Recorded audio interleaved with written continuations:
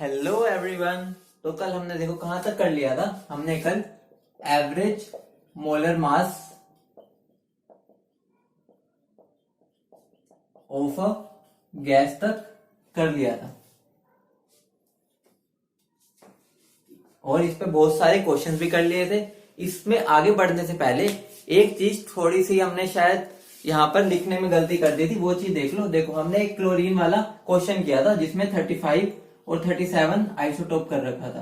तो उसमें एक चीज ठीक करनी है, हमने उसके अंदर एवरेज मोलर मास पूछा था और हमने जो आंसर दिया 35.5 बिल्कुल सही है, लेकिन हमने वहां पर यूनिट एएमयू दे दी थी। तो वहां पर क्या आना चाहिए, ग्राम, क्योंकि हमने एवरेज मोलर मास पूछा हुआ है। और अगर मैंने उसमें एवरेज एटॉमिक मास पूछा होता, करना बिल्कुल वैसे ही था, बिल्कुल सेम, बस वहां पर मेरा आंसर क्या आता 35.5 एएमयू जो हमने दिया था। तो कल जो हमने क्वेश्चन किया था उसमें एक चीज ठीक कर लो, या क्वेश्चन में तुम क्या कर लो, एवरेज एटॉमिक मास कर लो, या फिर आंसर में क्या कर लो 35.5 ग्राम कर लो। बात एक ही है, ठीक है। एवरेज एटॉमिक मास और एवरेज मोलर मास में क्या डिफरेंस है, वो एक एटम के लिए डिफाइन करते हैं और वो हम एक मोल के लिए डिफाइन करते हैं। हमने अच्छे से पढ़ रखा है, बहुत डीप में पढ़ा था हमने एटॉमिक मास और मोलर मास क्या होते हैं। बस अब तो बस उनका अब हमने एवरेज स्टडी की है। उसके बाद आगे बढ़ते हैं। हमने कल क्वेश्चन किया था जो मोलर कॉम्पोजिशन के बारे में था। अभी हम एक क्वेश्चन करेंगे जो मास कॉम्पोजिशन के बारे में होगा। देखो क्वेश्चन क्या है, calculate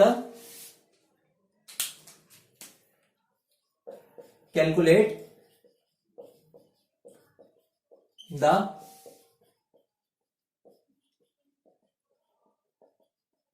mass composition of the mixture containing NO and NO2 and having M average equal to 48। ठीक है, 48 नहीं, इसको 38 कर लो ताकि पिछले वाले क्वेश्चन की तरह सेम हो जाए। देखो इसमें होगा क्या, पिछले क्वेश्चन में मैंने क्या पूछा हुआ था, मोल कंपोजिशन पूछी थी, मोलर कंपोजिशन पूछी हुई थी। इसमें हमने क्या कर दिया, क्वेश्चन सेम रखा ताकि तुम्हें रिलेट कर पाओ। बस हमने अब यहाँ पर क्या मास कंपोजिशन पूछी हुई है। तो इसमें करना क्या है, कुछ भी नहीं करना, समझो कुछ भी नहीं करना। बस जैसे हमने किया था मोलर कंपोजिशन निकालो, वो हमारा क्या आया था 1:1 आया था। यहां तक हमने पिछले क्वेश्चन की तरह बिल्कुल सेम है। निकालना क्या है, मास कंपोजिशन। तो मास कंपोजिशन के लिए देखो, मोल को अगर हमने मास में कन्वर्ट करना होता है तो हमें उसमें क्या करना होगा, mole into molar mass. Molar mass NO का कितना होता है 30 और NO2 का कितना होता है 46। तो मेरा क्या आ गया 30:46। इसका मतलब क्या हो गया, बस अब मुझे क्या करना है, परसेंटेज NO का निकालना है, मास परसेंटेज।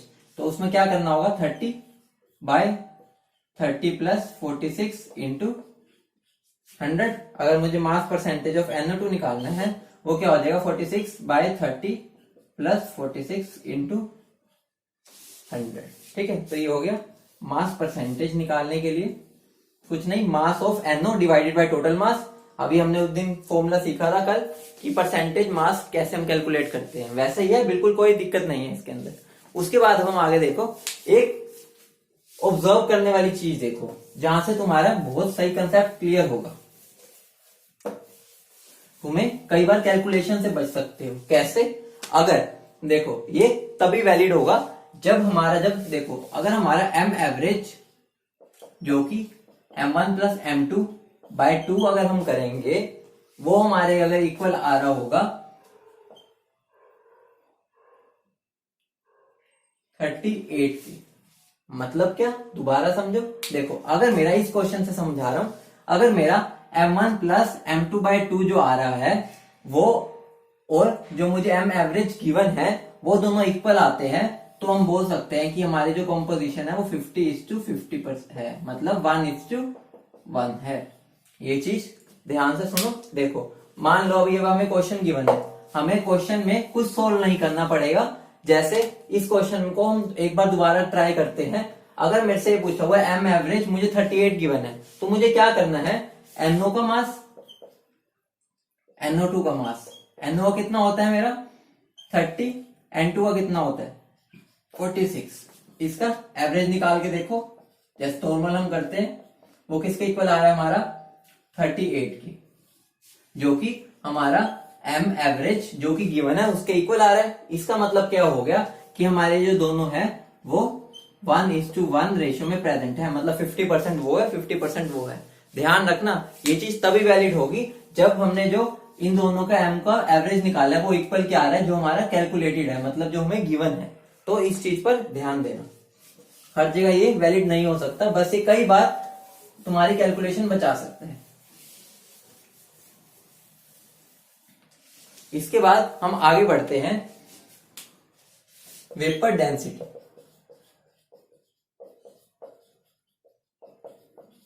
वेपर डेंसिटी क्या होता है आइए समझते हैं। वैसे तो हमारा ये आगे स्टेट्स ऑफ मैटर में बहुत अच्छे से पढ़ते हैं हम इसके बारे में, लेकिन अभी इसके अंदर तुम हमारा जब एवरेज मोलर मास का कंसेप्ट चल ही रहा है तो क्यों ना इस पे भी क्वेश्चंस कर ले, क्योंकि बस एक स्टेप बढ़ेगा तुम्हारा, और अभी तुम लिंक में हो तो तुम्हें आसानी से समझ आएगा कि कैसे करना है। इसमें देखो कैसे होता है, पहले तो समझो वेपर डेंसिटी क्या होता है। वेपर डेंसिटी एक तरह से बस ये समझ लो, हमने क्या डेंसिटी ऑफ अ सब्सटेंस, किसी की भी डेंसिटी निकाली, क्या किया हमने, दोबारा बोलो, डेंसिटी हमने निकाली किसी भी सब्सटेंस की, उस किसके रिलेटिव में, डेंसिटी ऑफ हाइड्रोजन, किसके रिलेटिव में, डेंसिटी ऑफ H2। लेकिन कंडीशन क्या होनी चाहिए, दोनों at same temperature and pressure. वो मेरी किसके इक्वल होती है, वो क्या होता है मेरा वेपर डेंसिटी। तो दोबारा सुनो, अगर मैं बोल रहा हूं डेंसिटी ऑफ अ सब्सटेंस, और यहां पर सब्सटेंस हमारा कोई गैस ही होगी, तो हम इसको हम कैसे कर सकते हैं, डेंसिटी को हम कैसे रिप्लेस कर सकते हैं,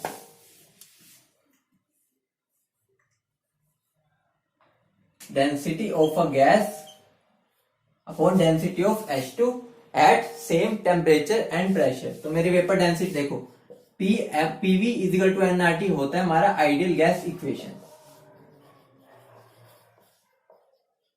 इस इक्वेशन से इतनी डरने वाली बात नहीं है, बस एक इक्वेशन है जो हमें बस सोल्व करनी होती है, सारी वैल्यूज दे रखी होती है।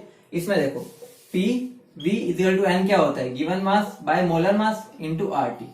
अगर मैं M को इधर ले जाऊं और V को नीचे ले जाऊं तो मेरा क्या आ जाएगी, तो मैं इसको क्या लिखता हूं, PM is equal to W by V क्या होता है हमारा डेंसिटी RT। तो मेरा एक फॉर्मूला आ जाता है PM इजिकल टू DRT। बस अब यहां पर मेरा डेंसिटी का फॉर्मूला क्या बन गया, PM बाई RT। इसको नंबर 2 मानो और ये क्या है नंबर 1। बस इसको यहां पर पुट कर दो, देखो पुट करेंगे तो क्या आ जाएगा,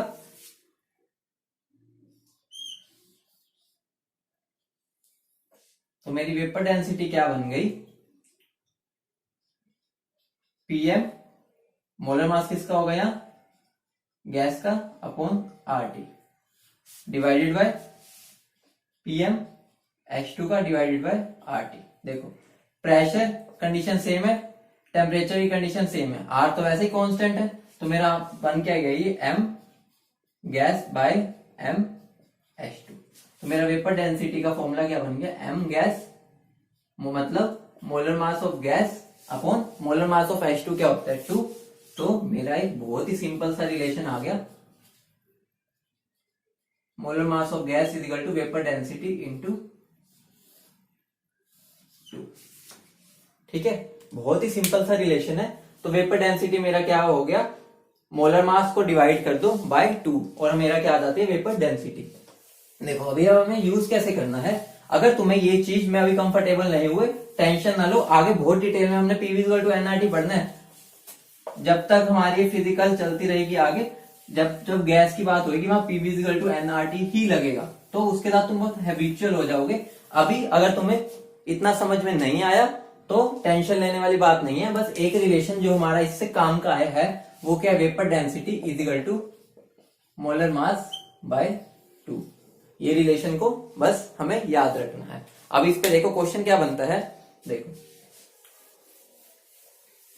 क्वेश्चन होगा calculate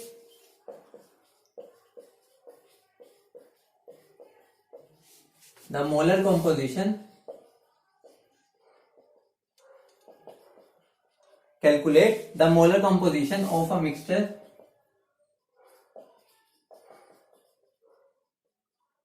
of SO2 and SO3 if its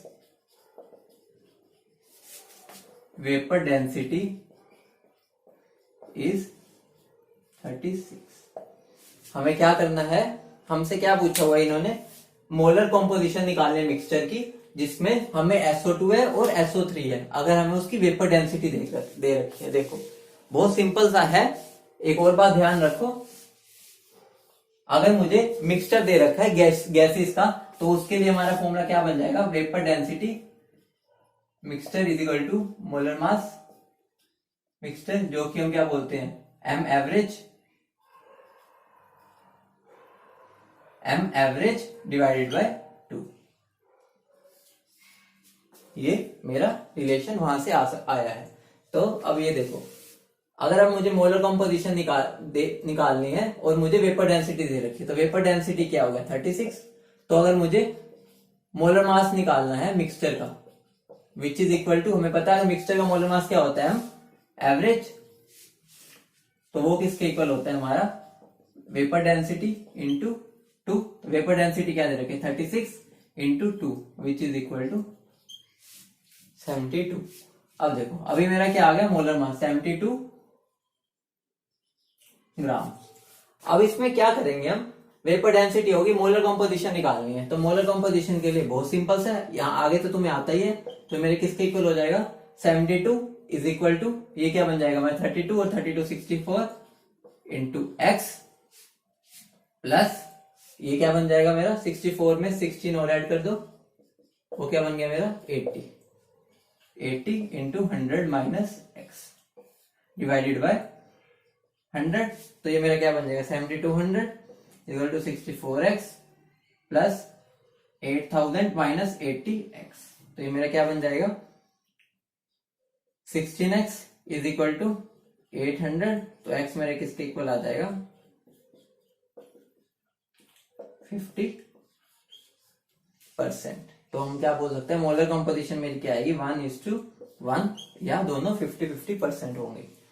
देखो अभी हमने ये क्वेश्चन को ऐसे किया, एक बात तुम्हें मैंने वही बताई थी, इसमें देखो SO2 का मुझे मोलर मास M1 मतलब SO2 का कितना आ रहा है मेरा 64, M2 SO3 का क्या आ रहा है मेरा 80। अगर मैं इनका एवरेज निकालता हूं 64 प्लस 80 बाय 2, तो वो मेरे किसके इक्वल आएगा, देखो ये क्या बन गया 144 by 2 which is equal to 72 आया। और यहां पर मेरा क्या है 72। तो इसके अंदर मैं डायरेक्ट इस छोटे से रिलेशन से जो भी हमने पढ़ा था, अगर मेरा M1 और M2 का एवरेज इक्वल आ जाता है, जो हमें गिवन है, गिवन क्या है वेपर डेंसिटी, उससे हमने ये चीज तो निकाल ली, ये वाली कैलकुलेशन से बच सकते थे और हम आंसर दे सकते हैं 1:1। लेकिन अगर तुम्हें सोल्व करने के लिए बोल रखा है, फिर तो पूरा करना ही पड़ेगा, ठीक है। अगर आंसर पूछा हुआ है बस, तो हम डायरेक्ट कर सकते हैं इसमें। इसलिए जब भी तुम्हें ऐसा कोई क्वेश्चन दे रखा हो, तो ध्यान रखना, सबसे पहले माइंड में, तो 1 सेकंड मतलब कितने 10 सेकंड लगने हैं इसको करने में, माइंड में कर लिया करो कि इन दोनों का जो मोलर मास है उसका एवरेज कहीं जो गिवन एवरेज मोलर मास है उसके इक्वल तो नहीं है। अगर इक्वल है तो तुम्हारी मोलर कॉम्पोजिशन क्या हो जाएगी 1:1। देखो अब अगला क्वेश्चन लिखो। अगला क्वेश्चन क्या है, calculate the vapour density of the mixture of O2 and O3। calculate the vapor density of the mixture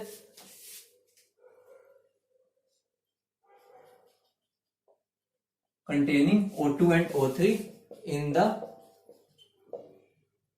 mass ratio 4:3। ठीक है, अब देखो मेरे से क्या पूछा हुआ, vapour density of the mixture पूछा हुआ है, जिसके किसकी मिक्सचर की, जिसमें ये दोनों प्रेजेंट है और मास रेशियो दे रखा है ये। तो जब भी देखो, जब भी तुम्हें वेपर डेंसिटी का बारे में पूछ रखा हो तो तुम्हारे माइंड में क्लिक क्या होना चाहिए, मुझे इनडायरेक्टली वो मोलर मास की बात कर रहा है। अगर मिक्सचर का है तो वो हम एम एवरेज की बात कर रहा है, वो हमसे एम एवरेज चाहता है निकालना। अगर वो निकाल लिया तो तुम वेपर डेंसिटी निकाल ही सकते हो। तो मोलर मास निकालने के लिए हमें क्या करना पड़ेगा, सबसे पहले बात देखो, मैंने तुम्हें पहले भी एक और क्वेश्चन कराया, जान के मैं बार बार करवाता हूँ तो आगे तुम्हारी रिवीजन भी होता है। देखो इसमें देखो मास रेशियो दे रखी है, मास रेशियो मैंने तब भी बताया था, मास रेशियो जब भी गिवन हो उसको किस में कन्वर्ट कर लो, मोल रेशियो में। तो मोल रेशियो में कन्वर्ट करने के लिए मेरा क्या हो जाएगा, ये मेरा क्या है, मास रेशियो। पीछे भी ऐसा क्वेश्चन कराया था। अब मुझे मोल रेशियो निकालना है तो क्या करूंगा मैं, इसको डिवाइड कर दूंगा उसके मोलर मास से। तो मेरा क्या आ जाएगा, O2 का क्या होता है 32:3 बाय इसका क्या हो गया 48। तो ये मेरा क्या बन जाएगा,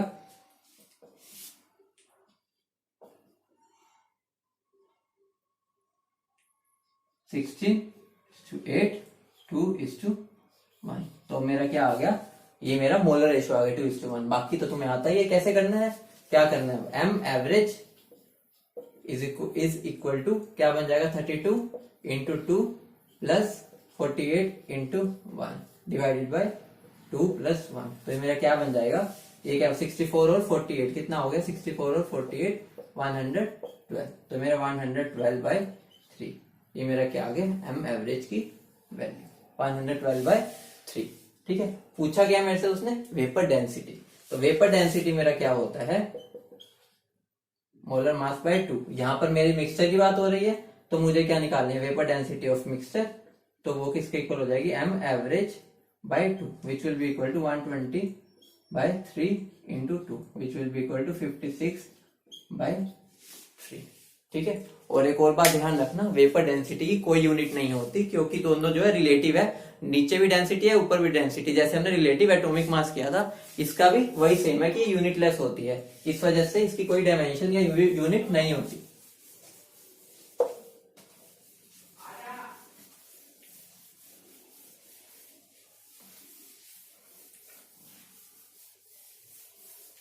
अब हम एक लास्ट क्वेश्चन कर लेते हैं, या ये तुम्हारा होमवर्क है, तुम्हें इसमें क्या करना है, देखो द डेंसिटी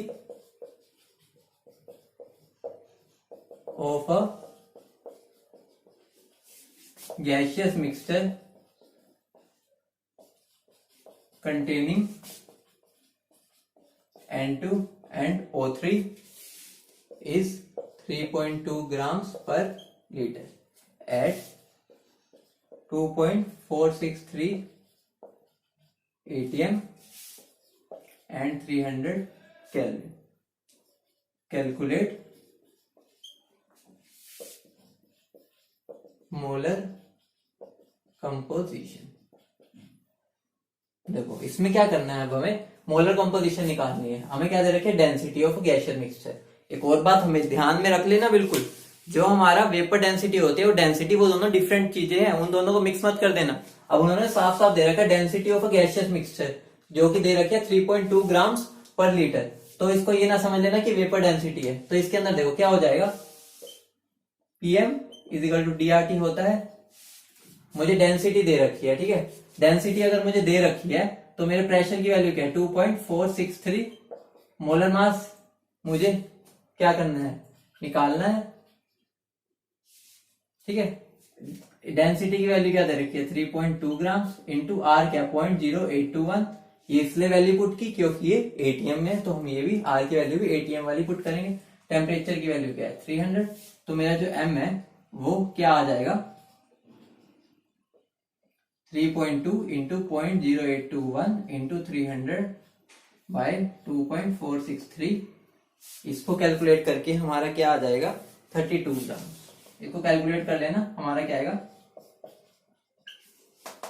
ये आएगा। अब देखो तुम्हें एम एवरेज की वैल्यू मिल गई, एम एवरेज की वैल्यू मिल गई, तो बस अब करना क्या 32 इंटू एक को मान लो x तो दूसरा क्या हो जाता है 100 माइनस एक्स, तो एक्स इंटू क्या हो जाएगा 28 प्लस 100 माइनस एक्स इंटू वो कितना हो जाएगा 48 डिवाइडेड बाय 100।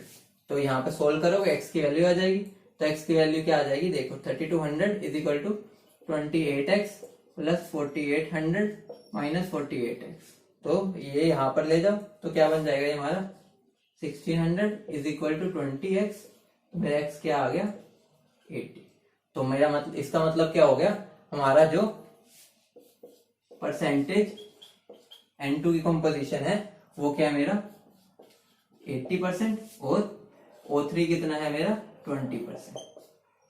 ठीक है, तो यहाँ पर ये हमारा क्या आ गया N लगा दो क्योंकि हम मोल कंपोजिशन की बात कर रहे थे 80% और ये क्या है मेरे पास 20%। ये हो गया हमारा खत्म।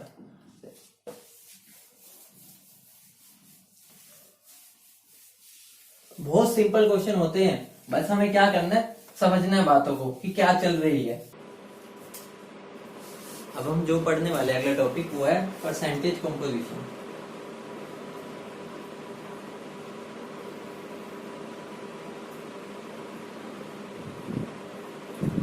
बहुत ही इजी कंसेप्ट है, बहुत ही इजी टॉपिक है, बस हमें इसके अंदर थोड़ा सा लॉजिकली सोचना है। देखो इसके अंदर मैं तुम्हें एक फॉर्मूला लिखवा भी सकता हूँ, लेकिन फॉर्मूले की जरूरत ही नहीं है। एक बात बताओ, अगर मैं तुम्हें बोलूं मेरे पास एक H2O का मॉलिक्यूल है, ठीक है, इसके अंदर मैं बोलूं कि मास परसेंट ऑफ हाइड्रोजन बताओ, ठीक है, मास परसेंट ऑफ हाइड्रोजन बताओ, तो तुम क्या करोगे हाइड्रोजन का कितना मास है इसमें divided by total mass. Total mass कितना हो गया 18 इंटू 100, ऐसे ही करोगे तो मेरा क्या आ जाता है 100/9%। ये आ गया। अगर मैं इसमें बोलूं ऑक्सीजन का परसेंटेज मास कितना है तो तुम क्या करोगे 16/18 इंटू 100, यही करोगे। तो परसेंटेज कॉम्पोजिशन में कुछ भी नहीं है, हमें क्या निकालना होता है एक कंपाउंड में हमारा एक एलिमेंट जो जिसकी हम बात कर रहे हैं उसका कॉम्पोजिशन कितना है, उसका परसेंटेज कितना है। तो इसके अंदर अगर हम निकाले परसेंटेज कॉम्पोजिशन में परसेंटेज मास निकालना चाहें अगर हम, तो ये फॉर्मूला क्या बनेगा mass of the element in the compound divided by molecular mass of that compound. बहुत इजी है, इसका अप्लाई कैसे करना है देखो। अगर मैं तुम्हें बोलूं FeSO4.2H2O है मेरे पास, इसमें मुझे परसेंटेज कंपोजिशन ऑफ वाटर निकालना है, तो हम कैसे निकालेंगे बहुत इजी है। परसेंटेज कंपोजिशन ऑफ वाटर के लिए हमारा क्या बन जाएगा देखो, हमारे पास कितने हैं 2 इंटू 18 डिवाइडेड बाय इसका मोलर मास। मोलर मास कितना होता है इसका 188 होता है अराउंड, देखो इसका कितना होता है 98 और ये 36 और ये 56, 188 आता है ये इंटू 100। यहां से मेरा क्या आ जाएगा percentage of water in this compound. अब अगला आगे हम क्वेश्चन करते हैं। देखो ये तो हो गए सिंपल बातें, आगे हम क्वेश्चन करते हैं कैसे क्वेश्चन आते हैं। क्वेश्चन क्या है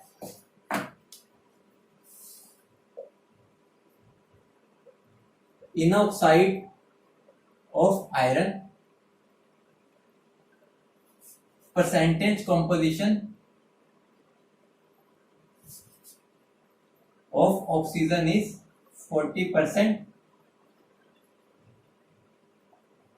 bye mass. Calculate the number of oxygen atoms in molar mass. हमें क्या दे रखा है 160।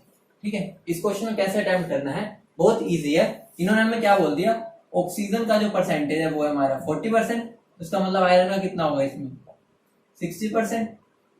अब अगर हमें इसने बोल दिया कि 40% आयरन का ऑक्सीजन का हमारा इसके अंदर क्या है परसेंटेज बाय मास, इसका मतलब क्या हो गया अगर मैं निकालना चाहूं परसेंटेज ऑक्सीजन का, मेरा फॉर्मूला क्या होता था mass of that element in the compound. तो इसका मतलब एक मेरे ऑक्सीजन का मास कितना होता है 16 और मेरे पास कितने उसके अंदर एटम है नहीं पता, तो उसको x मान लो, डिवाइडेड बाय मोलिकुलर मास कितना है 160 into 100 which is equal to हमें गिवन ही है 40, तो कुछ भी नहीं है, 0 से 0, तो मेरा x किसके इक्वल आ जाएगा, x आ जाएगा मेरा x, तो ये क्या आ गया 40/10 विच is equal to 4।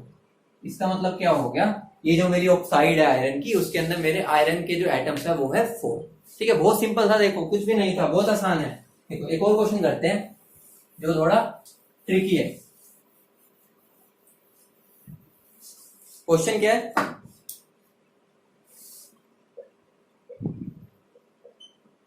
Insulin contains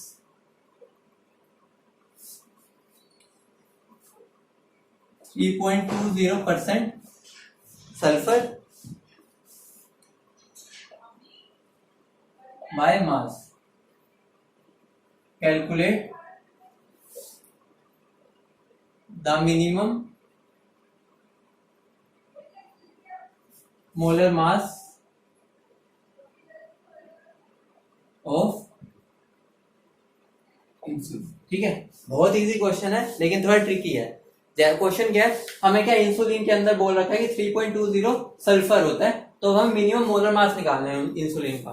तो सबसे पहले बच्चे तो पूछने लग, बच्चों के माइंड में क्या आएगा, इंसुलिन क्या है, इंसुलिन का मोलर मास होता क्या है, उसका स्ट्रक्चर क्या है, उसका फॉर्मूला क्या है, हमें क्या पता।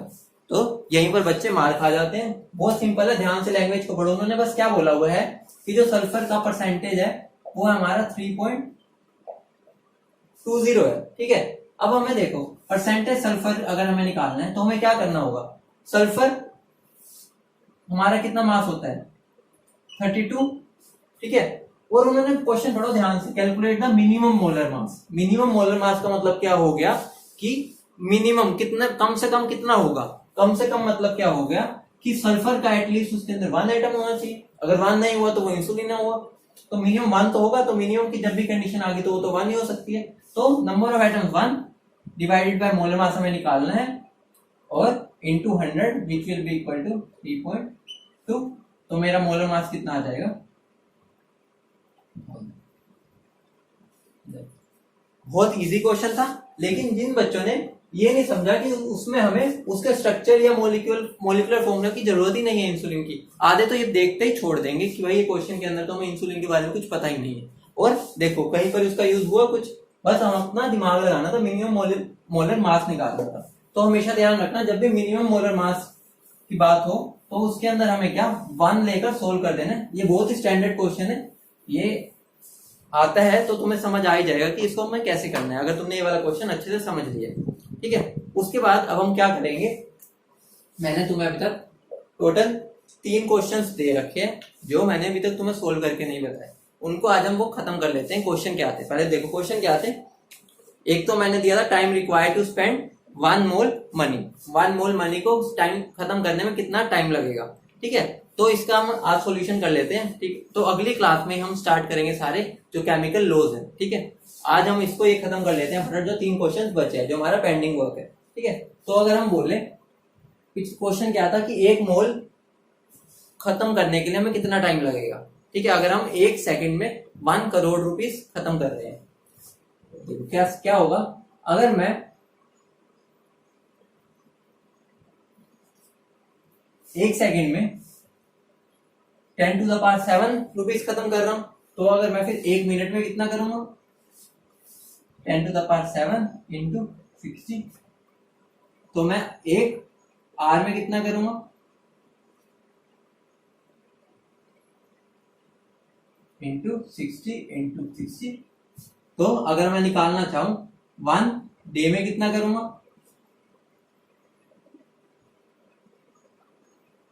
एक डे में कितने होते हैं 24 आवर्स होते हैं। अगर मैं निकालना चाहूं 1 ईयर में मैं कितने करूंगा,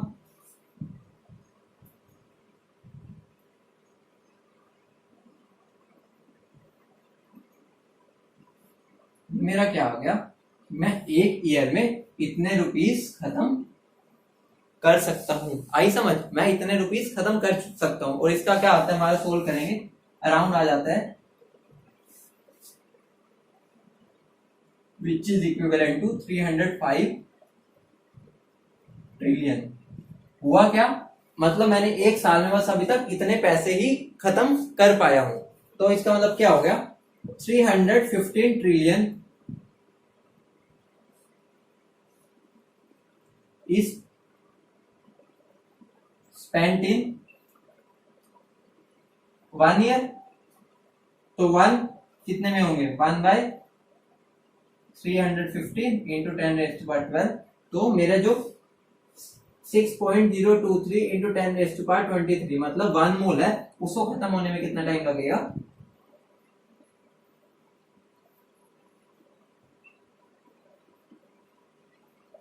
मेरा आंसर अप्रोक्स कितना आ जाएगा, ये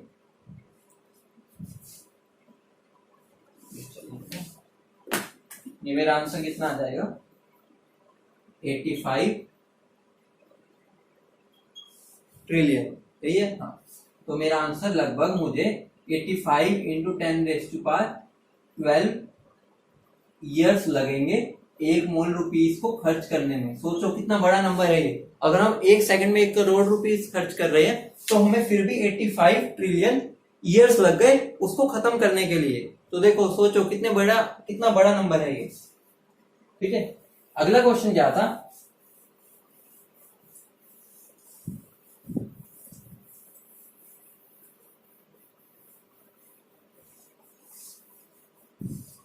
अगला क्वेश्चन था हमारा, calculate the number of neutrons and electrons in 54 ml of water. ठीक है, हमारा क्वेश्चन क्या था कि 54 ml वाटर है, उसमें नंबर ऑफ न्यूट्रॉन्स और इलेक्ट्रॉन्स कितने होंगे, हमें ये निकालना था। और टेम्परेचर और हमें प्रेशर दे रखा था। टेम्परेचर दे रखा था 27 डिग्री सेल्सियस और प्रेशर दे रखा था 180। देखो अब बात है, मैंने तुम्हें उस दिन भी बताया था 27 डिग्री सेल्सियस दे रखा है, और इस पे वाटर क्या होता है, गैस तो नहीं होता। इसका मतलब क्या हो गया, ये क्या होगा, लिक्विड स्टेट में। और लिक्विड स्टेट के लिए हम जो मोलर वॉल्यूम वाली फॉर्मूला नहीं लगा सकते, तो इसको हम कैसे करेंगे, with the help of density. Density क्या होती है, 1 ग्राम पर ml होती है वाटर की, लगभग अप्रोक्स यही होती है। तो इसका मतलब 54 ml किसकी इक्विवेलेंट हो जाएगा, 54 ग्राम से। तो ये कहां से आया, density is equal to mass by volume से। मैंने ऐसा क्वेश्चन पहले भी कराया था। तो बस अब करना क्या है, नंबर ऑफ मोल्स निकाल लो। नंबर ऑफ मोल्स क्या हो गया, 54/18, वो क्या हो गया 1 सा 3।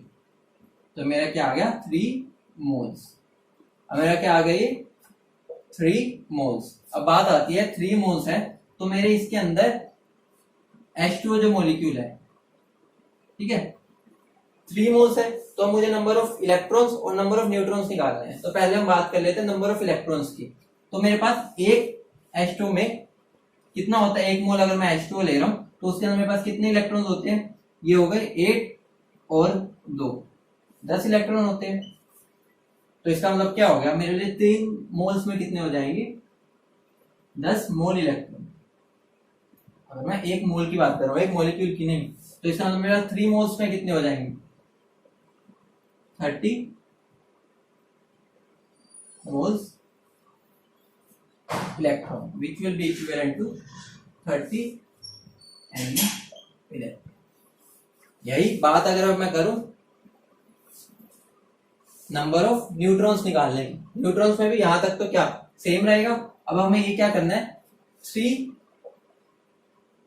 मोल्स है, तो मुझे 1 मोल वाटर में कितने न्यूट्रॉन होते हैं, कितने होते हैं, देखो ऑक्सीजन के पास कितने होते हैं 8, और वाटर के हाइड्रोजन के पास 1 भी नहीं होता। क्यों, क्योंकि उसके पास 1 प्रोटॉन ही होता है। ये बात ध्यान रखना, यहाँ पर 10 ना लिख देना। तो यहाँ पे मेरा क्या हो जाएगा, 3 मोल्स पे कितने होंगे,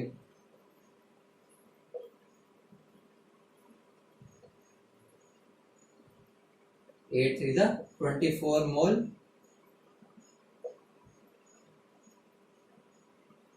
neutron, which will be equal to 24 into Na neutron.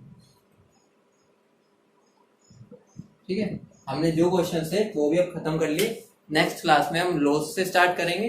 सारे हम जो केमिकल लॉज हैं उनके बारे में डिटेल में पढ़ेंगे, होता क्या है। ठीक है, वो लॉज तुमने पढ़ रखे हैं, लेकिन आप थोड़ा हम उनको थोड़ा सा डिटेल में पढ़ेंगे और उनपे अच्छे अच्छे क्वेश्चंस ट्राई करेंगे। ठीक है, मिलते हैं नेक्स्ट क्लास में।